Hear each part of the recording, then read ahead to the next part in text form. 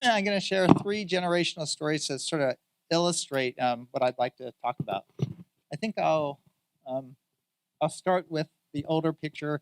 That's my great grandfather, and he came to the U.S. in 1881, and he's from southern China, but because of war, he had to flee and move to the United States. And he settled in Monterey, California. So if you're near Monterey, it's right by the aquarium. It's a really pretty spot. And there was actually a Chinese settlement. Back then, they actually banned Chinese women from coming because they thought all Chinese women were prostitutes. But in this particular fishing village, there were a lot of women. And so he settled there. And according to immigration records, he had one of the largest fishing shipping companies at the time. So my great-grandmother, whom he married, actually arrived in 1868. So she spent her entire life there. And together they had homes, they raised their family, they had a thriving business. But because of anti-Chinese racism at the time, in the 1870s, and actually, there were actually 168 Chinese villages that were actually forcibly driven out by mob violence. So the racism back then against Chinese was so bad, they actually forcibly moved people out. And what happened is that violence and that hatred came to Monterey, and the townspeople telegraphed the landlord of the property, you got to get rid of these Chinese people. And so he evicted them, but they wouldn't leave. And so then the resident property manager said, we have to find any means possible, including force, to get them out. So the next week, a fire destroyed the entire village, and over 200 people were driven out. Townspeople, the newspaper said townspeople were cheering the fire. They were cheering when people were looting. And so my great-grandmother, my great-grandfather saw their entire life destroyed in that night. And they had to move from Monterey to San Francisco, Chinatown as the only place of refuge from racism at that time. So that's the first generational story. You could imagine what it would be like to lose everything because of racism and not having, and for being a minority, for being excluded and hated. Okay, so that's number one story. And I'm going to ask you at the end to connect the dots and help me with my own therapy, and you're going to be my own psychologist. So the next picture is my father and my mom. And so now he grew up in San Francisco, in Chinatown, in a pretty segregated time, but also very American because he grew up Americanized and had to face that difficulty of being bicultural but never fitting in, and adopting American ideals, but yet, again, facing segregation. So my father was usually really genial and usually really calm. But I remember one story when I was that age, like around 17 or 18. That's me when I was younger. And you're supposed to say, "Oh, that looks just like you now." So my aunt was coming from Maryland to San Francisco, so we're having a big party, right? And it's a big deal to welcome an out-of-town guest. And in high school, I was a high school kid, and I show up late. And so my dad was really upset that I was so disrespectful. So he just yelled at me in the middle of the restaurant in front of everybody. And he just erupted. And he wasn't embarrassed, but I was totally shamed. And even though I was like 17 or 18, I just cried because it was so embarrassing for me. I actually knew I was wrong. I should have been on time. I knew that it was disrespectful, but I think it was mostly because my dad was mad at me, right? That I lost his approval, and so I just cried for all those reasons, right? It's a pretty memorable experience. So that's story number 2. All right, story number 3. It's the middle of the pandemic, and as Jen said, I started Stop AAPI Hate, and we've collected thousands of incidents of racism. And I read all these stories every day of how people are hating Asians, like grandparents getting spat upon and pushed and shoved, kids being bullied. Um, I just want to share one story. There's some kids at a day camp were playing tag, and they were playing COVID tag. And so they kept on calling the one Asian kid, "You're it, you're the coronavirus." And all the kids were like running away from him, trying to make him tag. And so the poor kid was crying. He's only 8 years old, and the counselors didn't do anything, right? That's like one of our typical stories of, of hate. So I'm dealing with all this, trying to process it, trying to report on it, working with media about it. So I'm getting traumatized too. And so we take a break, and I go with my family on a little trip to get away. And my wife asks this innocuous question: "Oh, do you think we have?" I wanted to go to this site. She goes, "Do you think we have enough time?" And I just blew up, and I just started getting, I don't know, spouting angry things, and I didn't even have a sense of time of how long I was yelling. But later, my family told me, "You were yelling for like a really long period, like from you drove from here to here, and that's like 20 miles or something, and it's like really long." And it's scary because here I am, Mr. Stop Anti-Asian Hate, right? But I became myself a bully to others, right? And again, like I said it this morning, hurt people hurt people. And so, I don't do that often either, but there are times when I just get so angry I can't control it, and I just sort of explode.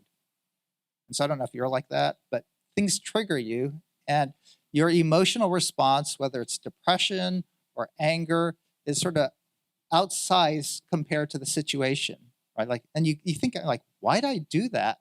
Or I couldn't help it. And I know I've had this issue, and I pray about it, and I get counseling for it. I have my friends holding me accountable, but still, I have these patterns of negative behavior that I'm really trying to wrestle with. And yeah, so again, I'm asking you to be my therapy group. Connect these stories and tell me what's happening.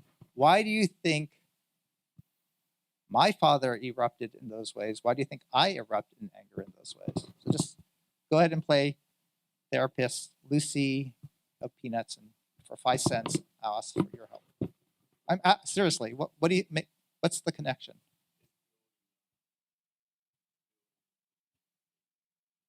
Mm-hmm. Yeah, so a lot of our reactions are, it's not just one thing, it's things piling up. Thank you. This is helpful. Yeah. Cumulative pain in what way?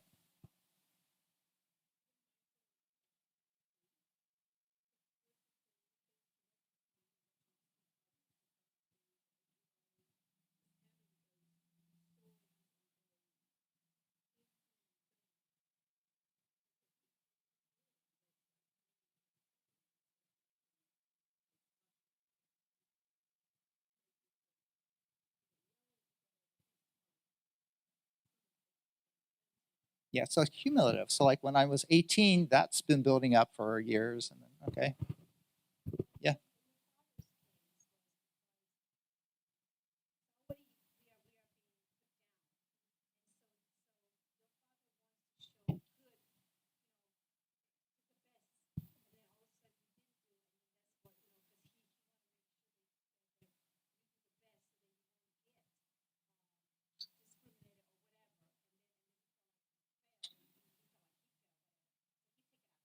Yeah. And so again, it's hurt people hurting other people. He's shamed before my aunt, who is disrespected, and then he turns it on me. So okay, there's another blah, blah, blah. Mm-hmm.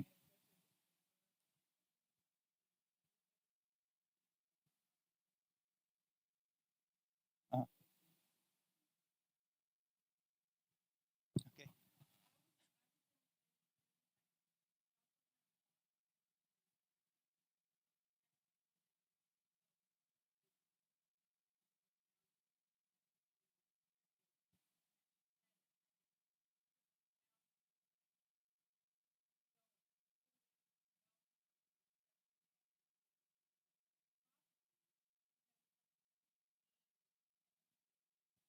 Thank you. Right.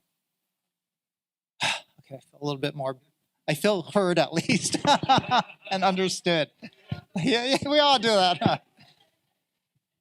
I think, yeah, it's true. I think, I didn't know my great grandfather, obviously, but you can understand what it's like to be so out of control and have your whole life ruined by other people and then not being able to deal with that. And then who do you take it out on? And maybe for my father, he was concerned about hosting a party, wanting to be in control, but then facing the shame of like, who's this little punk kid coming in late? And then for me, then it does get passed down intergenerationally, I think. So here I am driving, it's the same situation, but all of a sudden my wife challenges my sense of control. It's like, I know where I'm going, and I just blow up. And so I think it passed down intergenerationally. And they found for these type of trauma experiences, it actually is epigenetic. That means it's passed down genetically. So African Americans going through slavery, that slavery experience gets passed down. For a lot of Asians who went through war, and every Asian's gone through war, that gets passed down. For every Asian who has to go through immigration and face a new land, that's traumatizing, that gets passed down. And then, like you said, what gets passed down are not only the genetic experience, the body feelings, but also the modeling. So if the only thing I know about how to express emotions is what I learned from my dad, I just do the same thing. My fear is that I remember I said to myself, I'm never going to be like my dad. And then I just turned out to be like my dad, right? And just like you guys too, you think you're not going to be like your moms, you're going to turn out just like your moms. But my fear is that my kid's going to be like me, right? So how do we stop that cycle of violence? How do we stop the intergenerational trauma? How do we stop these emotionally unhealthy patterns once you're aware of it? And that's my struggle, is like, oh, I'm aware that I have these unhealthy patterns, but how do I change, right? So so that's the start, and I'll process this with you some more.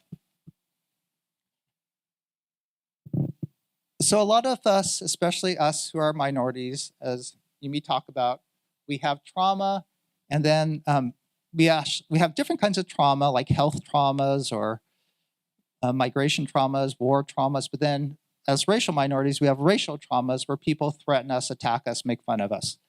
And we all have these trauma responses. And it's evolutionary, biologically built in. If you're facing threat, you're going to run away from that threat, or you're going to fight. That's Yumi's story, right? The fighting that Chicana. Yeah, she's fight or flight.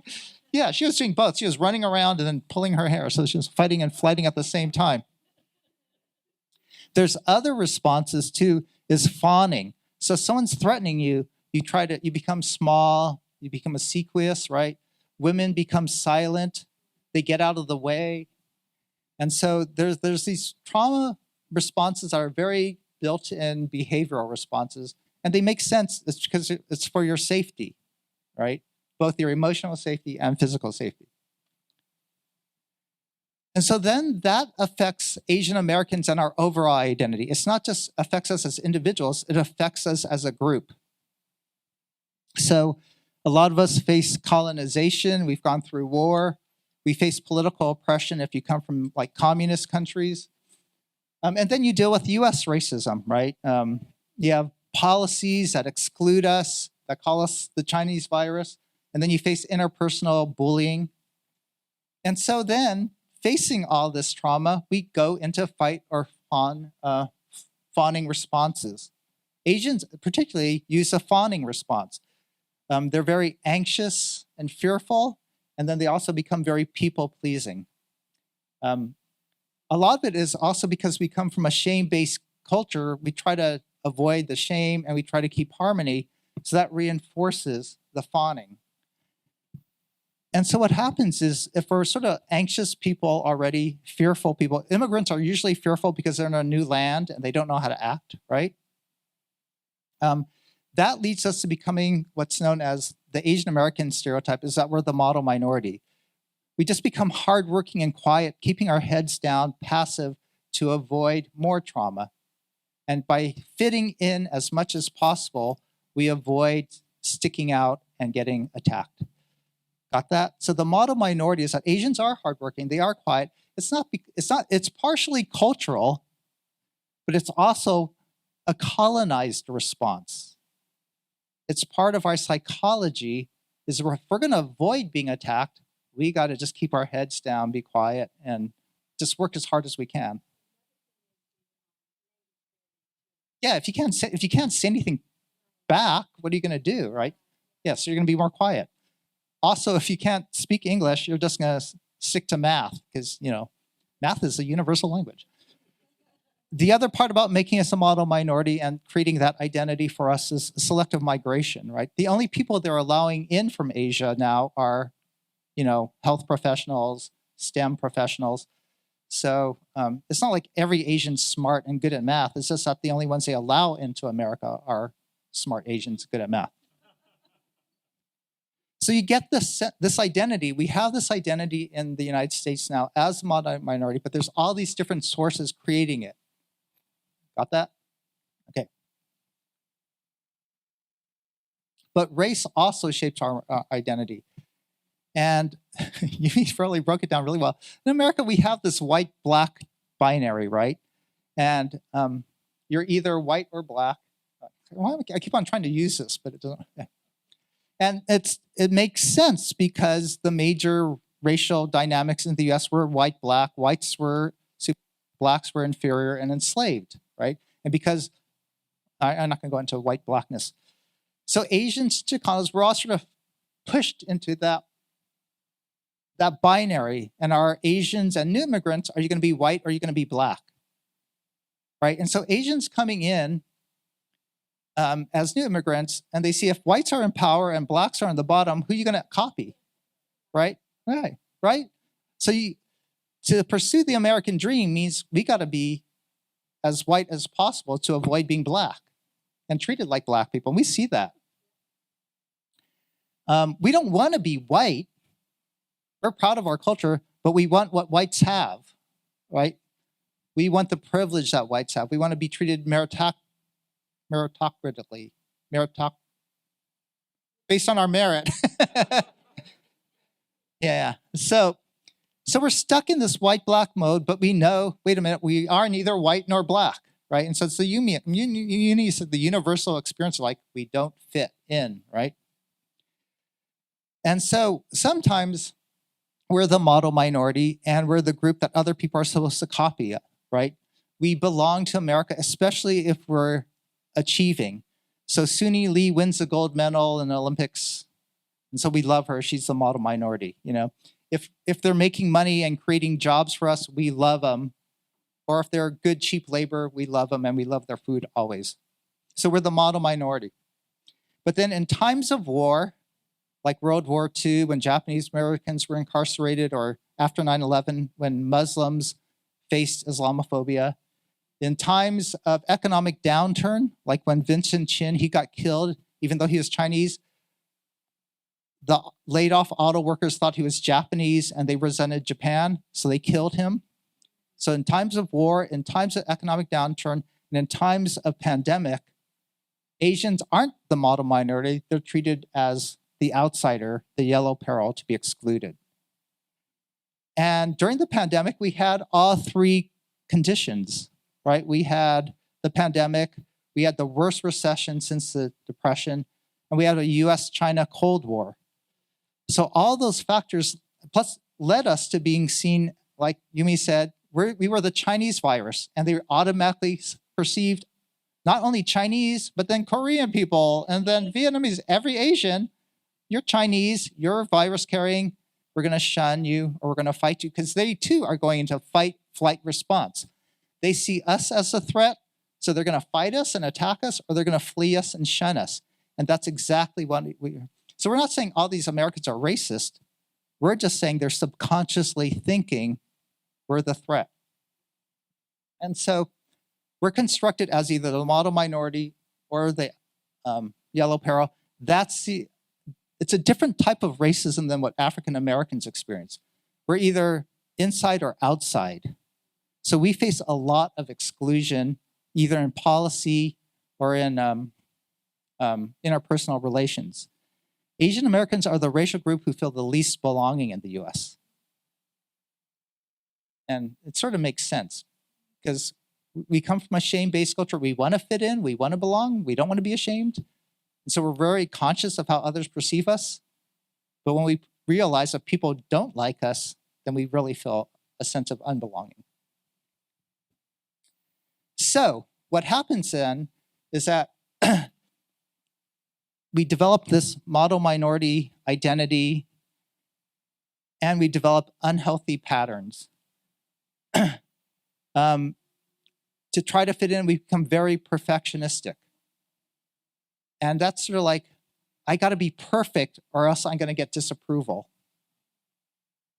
You have a scarcity mindset, right? We come from war, we come from poverty, so I'm gonna grab as many Starbucks napkins as I can, or I'm gonna like save all the McDonald's ketchup in the drawer. And we have an imposter syndrome. Like, again, we don't fit in, we don't belong. So like, I'm not really an academic, I'm just playing professor, right? I'm not really an author, I just have books published. That's how I feel. And then, so I don't know if you guys could relate to this, of always like working hard, but never feeling like you've made it. I just wrote a book about Asian American moms being with their babies in the most treasured moments, but always thinking about what they need to do for work, and they can't be fully present. And then the scarcity mindset is like, we always have to keep going or else we're gonna fall behind. We gotta keep on working or else we're gonna lose what we've gotten, right? And so, so that's why people pray so much. I appreciate Asian moms because they're so anxious. They're always praying. I go, it's just me and a bunch of Asian moms in our church because you're the anxious people I noticed, and then plus me, the unhealthy one. But you get to see how our emotional patterns, our relational patterns come out of both racism, our culture, and these patterns. So we've gone through a period of collective racial trauma. How long do you want me to talk, Jen? I'm like you. I could go on forever. All right. So we've gone through a period of collective racial trauma. And just if you want to, for the journalists here are some academic statistics. You know, we had the pandemic, and when asked, what's your greatest stressor during the pandemic? Asians said racism, anti-Asian hate. Anti-Asian hate was more of a stressor than a pandemic that killed 1 million people. Right? Think about that. We're more afraid of our fellow neighbor than something that's like a brand new disease that's a world epidemic. That's how widespread the hate was. That's how traumatizing the hate was. That's how deadly the hate was. And it affected all of us. So young people were traumatized. Children experience more depression and anxiety. I'm doing a study. We have actually 20 now studies, peer-reviewed journal articles that actually found the direct correlation between racism and the greater anxiety, depression, and post-trauma stress among Asians. And again, even if you don't experience it directly, you experience it vicariously. If you saw grandma getting pushed, you can't help but thinking about your own grandma, right? If you think a kid being bullied, you can't help, oh, you know, him, so.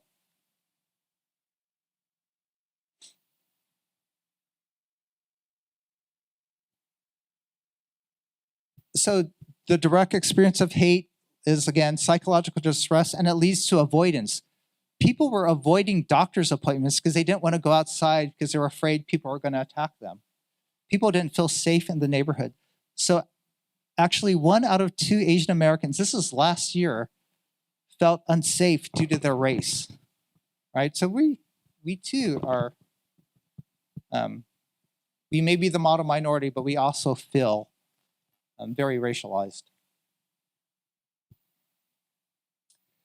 But Asians have had some real good adaptive responses to trauma. And we've learned that, because this is interesting. Older Asians and immigrant Asians face less trauma symptoms than Asian American young people. And so there's something about being Asian, that actually is protective.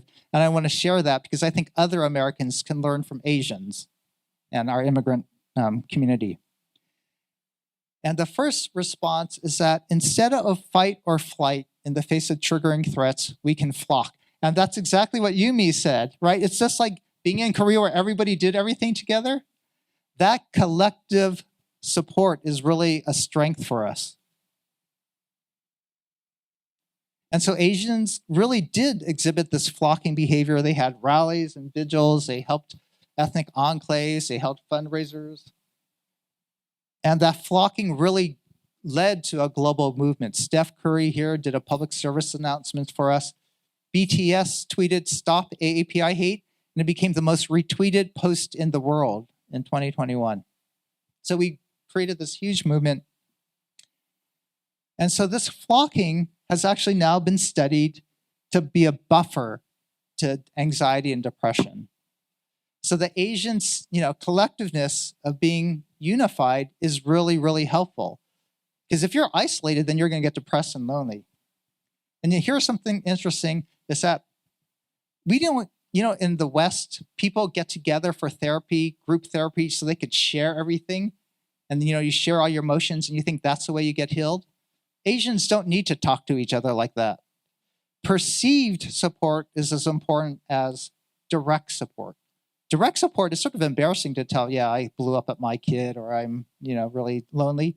But having perceived support, knowing that someone is there for me, that's just as important for Asians. You don't lose face that way, but you still feel that sense of unity. Church has been a real buffer. So here's the faith component. Church is a perfect mental health place to be because you have community, you have support, you could pray to God. And even though you don't have to articulate to other people, but you're still externalizing your stressor to God, right? You sing, that's really healthy because then you become awe-inspired. You learn to be grateful. Church is the secret mental health weapon that God has made.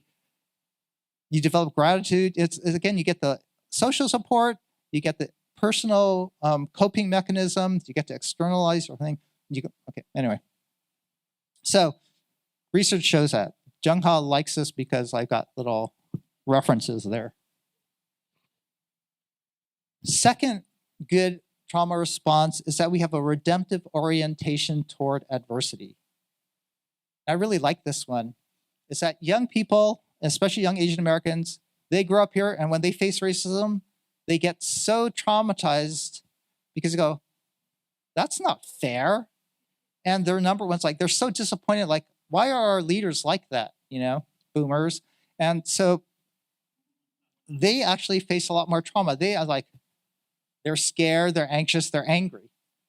Older people, they get attacked, they get spat upon, they go, they're not surprised, right? They go, duh, we're in America, what do you expect, right? White people. And so they expect it more, they've gone through more, and they normalize suffering in that they expect life will be hard. In America, life, you expect to be entitled, right? You expect to be happy, because that's what America tells us. That's what movies tell us. That's what Disneyland tells us. But in Buddhism, in Taoism, and Confucianism, and Hinduism, life is hard, and you expect it. And that actually buffers you when you do face suffering. You're like, it's not a shock. And then our Eastern or Asian religious traditions say that we should have a growth mindset. If you're going to face suffering, expect it, but then grow from it, learn from it, develop a virtue from it. Got that? So it's this really helped me because I was thinking, I've gone through racial trauma. What do I do with this trauma?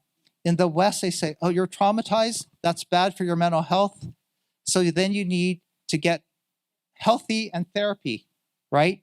So you're individually unhealthy, go see a doctor, talk about it, and then become healthy. But how can you be healthy from racial trauma if again and again you face racism, right? You can't get away from being Black, sorry. You shouldn't have to apologize for being Black, but that's the experience. You can't heal from racial trauma because racism is persistent. So the Western perspective isn't helpful, but the Eastern perspective, you're going to face racism. We should seek to change it, but you grow from it too. And that's actually been really, really helpful and found to be psychologically supportive. So Asian Americans who have self-compassion, and these are the qualities of self-compassion, they do better. They realize that they don't have to blame themselves for sticking out, but they are kind to themselves. They realize that, oh, it's not just me who's being attacked, it's my fellow Asians. And it's not just fellow Asians being attacked, but it's other people of color. And they become mindful. They don't like over-identify and just rue over their individual loneliness or depression. That's over-identification. They're mindful, and mindfulness allows you to become a little bit more distant and say, I'm feeling this way, and you sort of reflect on your feelings. And so that very Buddhist idea of self-compassion has been found to be really, really helpful. So teaching this actually in your churches, teaching this in your, even though it's sort of Buddhist, you could use Christian scriptures to really use this, I think. Just steal the idea and then make it Christian. And the third response that I think is really helpful is this idea of critical consciousness. And for people of color, we call this liberation psychology. It's a way to be set free. And because we know that it's not just our family dynamics, it's just not our individual psychosis, but it's society that's oppressing us. And so you need a critical consciousness to challenge the institutions that create the racism and create the racial trauma. So we found that if you're clear that you are Asian, if you feel like you're always going to be, you're assured that you're Asian, then that acts as a buffer. But this is interesting. If you have a strong group identity, it can lead to greater hypervigilance, because if you see another Asian, then you identify with the other Asian more, right? So having a strong ethnic identity is sort of double sword or double-edged. Yeah, because you feel good about yourself, but you also feel sorry for others who are attacked. But this critical consciousness, then, what you can do is it encourages you to take your emotions of anger, which are valid, your emotions of fear, which are valid, your emotions of sadness, which are valid. And those emotions aren't negative or wrong, not shameful or you should be guilty about, but your emotions are just your feelings to make you act. So anger is a feeling to help you realize something's wrong. That makes me angry. That's not fair. And I need to speak out. I need to take action. And so anger translated into action becomes love and justice. And they found that those who've done that, those who reported to Stop AAPI Hate, just to say, I'm hurt, I want to have a collective voice, has actually helped those people deal with their trauma. Get it? So,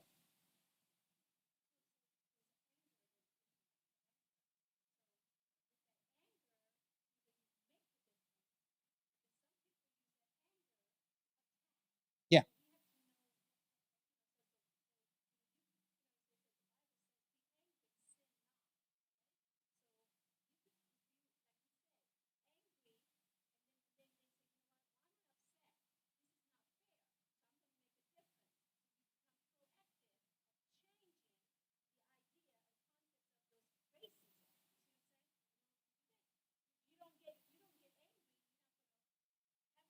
Yeah.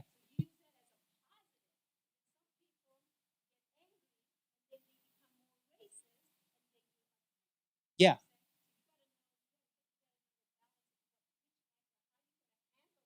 Yeah, we call it cold anger and hot anger. Hot anger becomes violent. Cold anger is nonviolent, seeking change in a healthy way.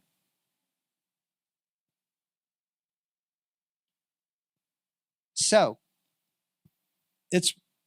I've been traumatized. I still act out of my trauma-triggered responses, but I've really learned from my Asian American community, there are some ways from our cultural wealth that are adaptive, that are healing, and that are helpful. And what I found also is that, a lot of Asians don't have post-traumatic stress, but instead they have what we call post-traumatic growth. And this is such a great concept that as you go through adversity, post-traumatic growth is a positive change that some people experience after a traumatizing event. So think about it. You can imagine people who survive a plane crash. It's like that, right?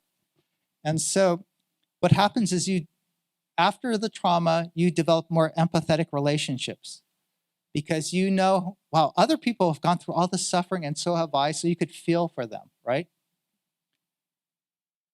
You gain a personal sense of resilience. It's like, I survived. I went through coming to America and working at a gas station 24 hours a day. You realize how strong you are. You become grateful for life, especially if you've, passed out of death into life. It's like, ooh, I got a second chance. And then you begin to think, I've been given a second chance. What should I do with the new life that I've been given? What are the possibilities? A lot of people, and then finally, people have renewed spiritual purpose. They want to make meaning out of their second chance. And so I think this is really hopeful for us, that as Asian Americans, we've gone through a period of collective racial trauma. It could end up badly. We could internalize it, get depressed. We could take it out on those near us. That leads to a lot of Asian domestic violence, right? Like me, I have this emotionally abusive, maybe communication style. But if we take this period and grow from it, then we could actually be a healing presence for the United States. We could model. We're a racial group who faces racism, but we're not going to get back at our perpetrators. We're not going to become anti-white or anti-black. We're going to be like what Yumi said, healed people who heal people. So thanks a lot.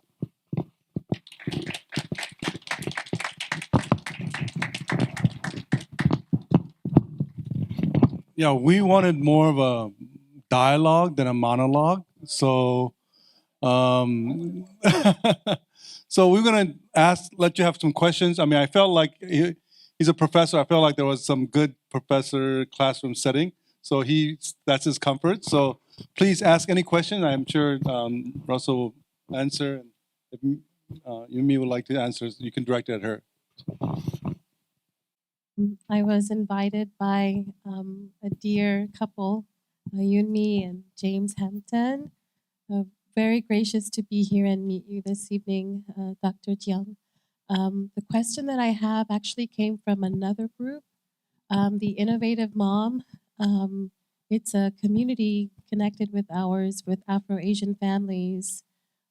There are a good deal of moms who are Black and fathers and husbands that are Korean, that we would like some direction on the mental health, how to care for the mental health of our Asian spouses in a loving way.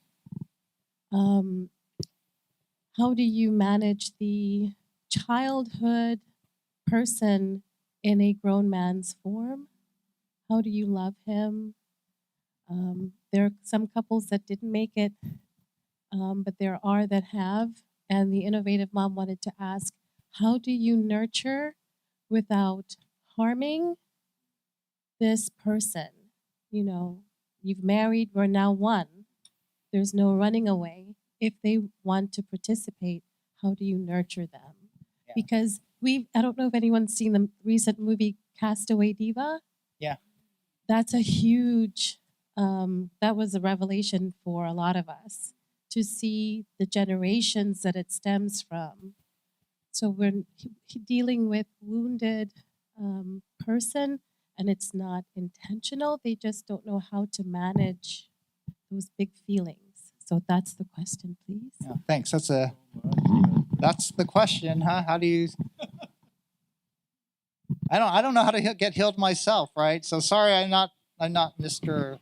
Poster child of like good husband who's changed, but I could tell you. What can I tell you? I could tell you, I've given this talk at other people, and all these women go, "Yeah, tell my husband to quit being so angry and violent," and their responses. And I think it is men's responsibilities for us to seek change. And so, if you want me to come to speak to your churches and tell us, it's not the wife's responsibility to change their husbands, and it's not the wives aren't going to be able to change their husband. You're going to get frustrated trying to change people who don't want to be changed. It's like living with anybody with an issue of, you can't change the alcoholic until the alcoholic wants to change, right? You can't help a drug addict unless the addict himself wants to change. In the same way, I think we men have to realize, like Alcoholics Anonymous, that we have these patterns and they're wrong, and we're sort of helpless because it's in our genes, it's what's modeled to us, it's all the society is patriarchal. So it's up to us men to help our families to change. And I think maybe all these women are going, yeah, change. It's up to like groups like men, I think, to have models of men's group to deal with our anger, men's group to deal with our communications, men's group to learn how to deal with our emotions, and maybe seeing good things on TV, making media like Castaway Diva where the men could change, right? Are helpful, or us talking about it, about our struggles with it would be helpful. And I think, I don't know. Maybe y'all have suggestions for us how we should have, but it's a good question. The question that hit me that is, what can or what have you learned or observed that can be a catalyst for that change? If it's for men to change, only a person can want to change. What are some of the things that can be a catalyst? Well, the catalyst is like what we've seen like at Asian women's shelter is that the women actually leave the husbands.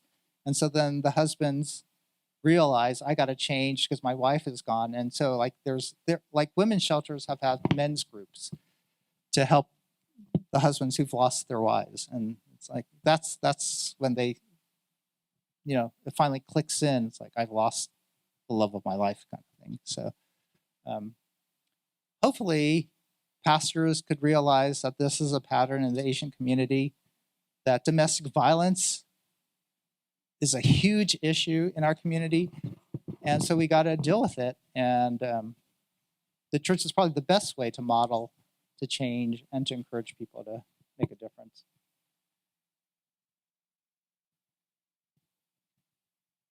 Oh, hello, Professor. I have a question. Yes, in fact, especially when I just like listening your experience, and there was always questions that confused me because I don't know whether there is a very popular topic is that victims guilt theory.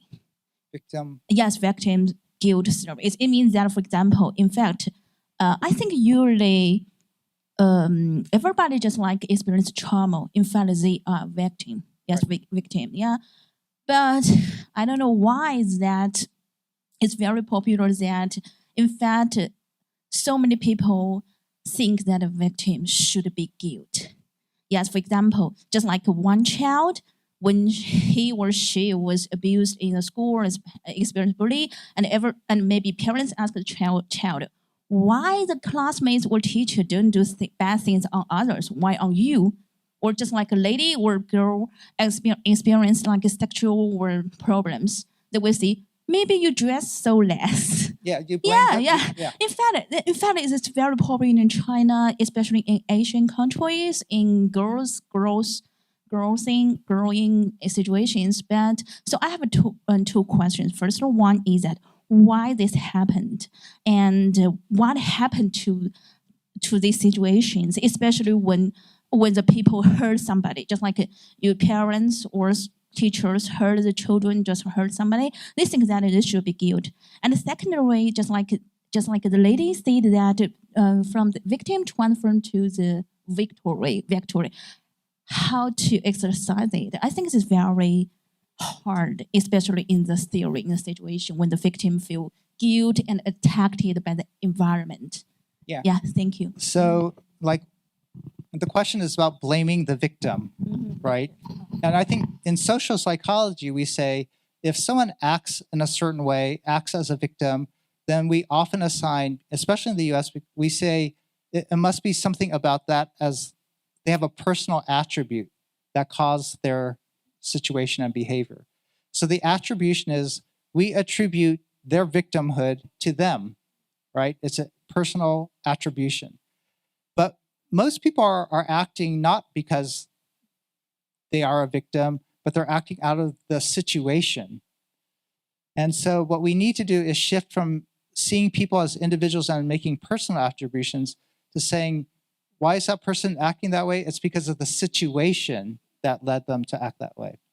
So just one quick example, you see a bad driver and that person is like swerving and you go, oh, that person, you attribute their poor driving to them. Or maybe, oh, it's because she's a female driver. Or maybe it's because she's an Asian female driver, right? They have a personal attribute that makes them a bad driver. And that's the easiest way, the fastest way to think. It's the quick cognition. It's harder to stop and think, oh, wait a minute, she spilled coffee on her lap. Oh, wait a minute, there's a bee in the car. And there's a situation that led her to drive badly. And so just in terms of social psychology, we tend, at least we in America, tend to do that personal attribution and we blame the victim. Why did she get raped? Oh, because something about her, right?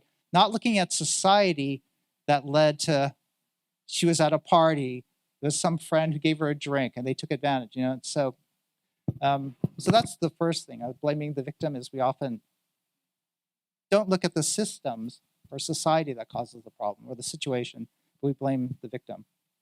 And then for the victim themselves, then they could self-label and they could internalize. And it's just real. But if you're addicted, it's really hard to make change, right? If I've been dealing with my behaviors for decades, and it's just, we grew up with this, we were modeled with this. You don't know any other ways to act differently. It's pretty hard to. I don't know. Have you guys changed anyway? That's why I love AA, because they're actually models of change where you have community helping each other, recognizing how powerless you are and how you need to support each other to make change. That's why church small groups, that's how they should act, right? Like little AAs, recognizing we're all sinners and we need to change together. So that's my hope. Question. I'm an educator. I'm city council now, but I'm also an educator, 20 years, and I work with the Gwinnett County school system. And currently I work in family engagement. And our Asian families, even though in Gwinnett County, they're one of our top majority cultures, we have a hard time having families engage. And for students, we know there's mental health. The stigma is they're fine, their grades are fine kind of thing. However, what can you give an educator, what advice can you give an educator to how to reach those families and those students? Because I know their issues, their concerns, but how can we help? How can we, because our Asian families, our Asian communities don't come to us. So how can we help them? Yeah, thanks for wanting to help. Yeah, I get it. Yeah.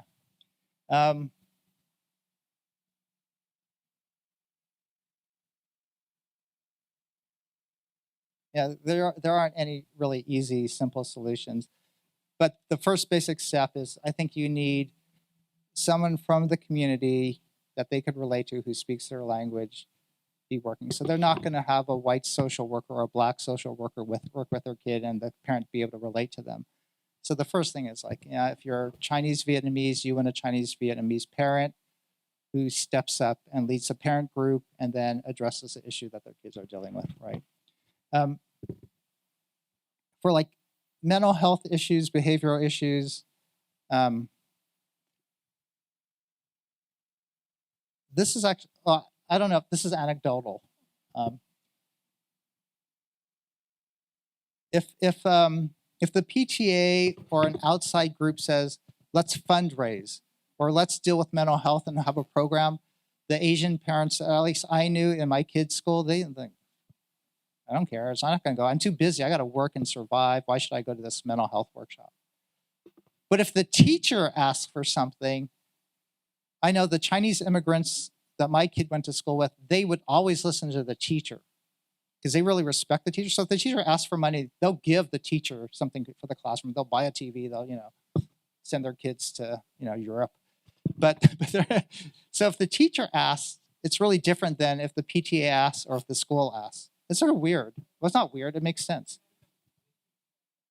Yeah, the kid's teacher, because they respect the teacher and they know the teacher is going to relate to their kid, and the teacher is in charge of the kid's grades, I guess. I don't know. But we found that for fundraising, again, PTA asks for money, school asks for money, nothing. But if the teacher asks, that's actually a better voice. Sorry, here's another little thing. This is my wife's anecdote. If you have like mixes of Asians in the school, if the Chinese parents group raises money, then the Korean group says, oh, wait a minute. And they raise more money than the Chinese group.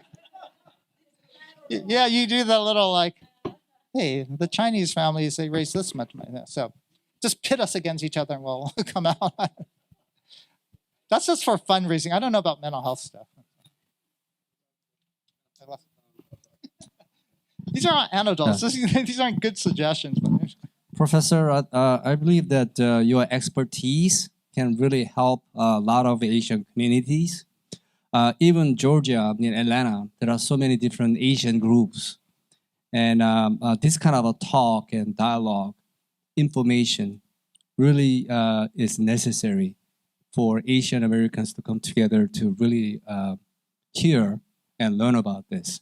So as you are traveling around the United States, do you see the Asian Americans kind of have this kind of a cooperative effort to talk about this kind of seminars? Oh, Jeung. I think the younger generations are really aware of mental health. All my Asian students, they talk about it all the time. It's like, quit crying in the classroom, man. You're like, it's really sad. And so, yeah, the younger generations are very open about it and about their struggles. Asian youth suicide is really high. And so I think then the parents are really concerned, right? Because it's their kids. And I think most Asian parents realize they don't want their kids to be so stressed over school. We want you to get A's, but you don't have to get A+ and be all stressed out. So I think when I talk to Asian parents, by high school, they're like, you don't just learn to enjoy life, have some balance. But, the kids by then are already like on that hamster wheel competition and working hard. So I think it's hard for young people because they've already internalized that competitive, they've already internalized this model minority mindset that they can't. And then they see all their friends fighting to get into college and they're sort of stuck. So yeah, I think mental health on a national level, I know our APA Congressional Caucus, they're really aware of the mental health issue. There's all this gun violence, so they recognize it. I think schools recognize it. I think, like government people, the question is like, how do we, again, help the community when again, I think parents are so busy, and if you're new to the country, mental health is such a weird thing in Asia, so maybe we got to give it a different term than mental health, right? So, so we always call it wellness or well-being. Here's a really interesting thing. They assume, and my last thought, this is totally random. They ask people, "What's your ideal emotional state?" And Westerners would have this high affect, high energy. They want to be happy. They want to have fun, and that's their ideal state. You ask Asian people, I want to be at peace, right? I'm Korean. I want to be calm. That's totally different of like, and so so that's why Asians score low in self-esteem, but they I'm bad at math, but we have the best scores. So I'm not answering your question, but I see there is heightened awareness that Asian American mental health is one of our community's top issues. And I think policymakers are realizing it. Foundations are beginning to recognize it, but we're still sort of a small, invisible group. We're still seen as a model minority with no problems. And we have to dispel the model minority that masks our issues.